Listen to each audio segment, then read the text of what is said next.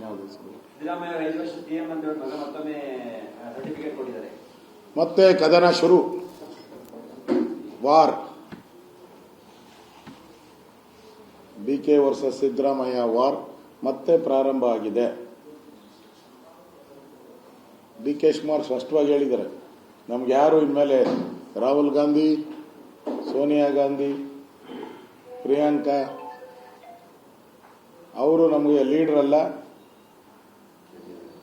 ಯತೀಂದ್ರನೇ ನಮ್ಮ ಹೈಕಮಾಂಡ್ ಅಂತ ಹೇಳ್ಬಿಟ್ಟಿದ್ದಾರೆ. ಮುಗಿದೋಯ್ತು ಅಲ್ಲಿಗೆ. ಮತ್ತೆ ಯತೀಂದ್ರ ಅವರು 5 ವರ್ಷ ಅವರ ತಂದೆನೇ ಸಿಎಂ ಅಂತ ಹೇಳಿ ಮತ್ತೊಂದು ಬಾರಿ ವಿವಾದಕ್ಕೆ ಕಾರಣ ಆಗಿದ್ದಾರೆ.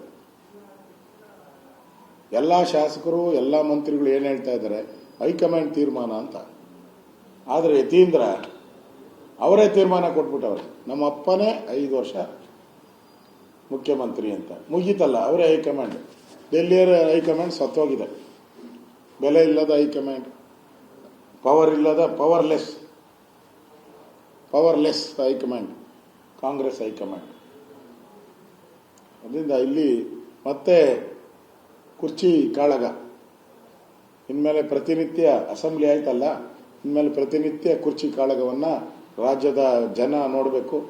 ಅಭಿವೃದ್ಧಿ ಇಲ್ಲ, ತೆರಿಗೆಗಳನ್ನು ಏರಿ ಜನರನ್ನ ರಾಕ್ಷಸರ ರೀತಿ ಹಿಂಡುತ್ತಾ ಇದ್ದಾರೆ ಕಾಂಗ್ರೆಸ್.